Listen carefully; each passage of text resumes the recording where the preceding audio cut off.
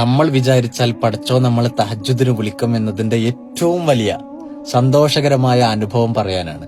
ഇന്ന് സുബൈക്ക് എനിക്കൊരാൾ മെസ്സേജ് അയച്ചു. അതെ, ഞാൻ എണീറ്റുട്ടോ തഹജ്ജുദിന്. അലാറം വെച്ചതിന്റെ 3 മിനിറ്റ് മുമ്പ് എണീക്കാൻ കഴിഞ്ഞിട്ടോന്ന്. ഇതേ കക്ഷി കുറച്ച് ദിവസങ്ങൾക്ക് മുമ്പ് എനിക്ക് മെസ്സേജ് അയച്ചിരുന്ന ആളാണ്. മുമ്പൊക്കെ തഹജ്ജുദ് നിസ്കരിച്ചിരുന്നു, ഇപ്പൊ തഹജ്ജുദ് ഇല്ല, സുബഹി പോലും കളാ ആകുന്ന അവസ്ഥയാണ്, എന്ത് ചെയ്യണമെന്ന് ചോദിച്ചിട്ട് ഞാൻ അന്ന് അയാളോട് സംസാരിച്ചു. പടച്ചോന്റെ വലിയ തൗഫീഖാണ് തഹജ്ജുദ്. അത് പടച്ചോൻ എല്ലാവർക്കും കരിഞ്ഞു കൊടുക്കുന്നതുമല്ല.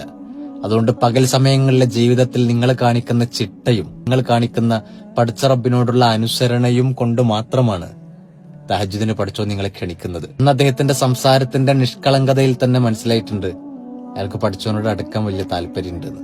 ഇന്ന് അദ്ദേഹം എനിക്ക് മെസ്സേജ് അയച്ചിട്ട് പറഞ്ഞു, ഞാന് അലാറം വെച്ചതിന്റെ 3 മിനിറ്റ് മുമ്പ് എണീറ്റു, തഹജ്ജുദും സുബഹിയൊക്കെ ഇന്ന് കിട്ടിയിട്ടുണ്ട് എന്ന്. വലിയ സന്തോഷത്തിലാണ്. 2 കാര്യങ്ങളാണ്. ഒന്ന്, നമ്മൾ ആഗ്രഹിച്ചിറങ്ങിയാൽ പടച്ചോൻ നമ്മളെ സഹായിക്കാനുണ്ടാവും. രണ്ടാമത്തത്, നമ്മുടെ നാട്ടിലെ ചെറുപ്പക്കാർ ഇപ്പോഴും പടച്ചോനെ അന്വേഷിച്ചുകൊണ്ടിരിക്കുകയാണ്.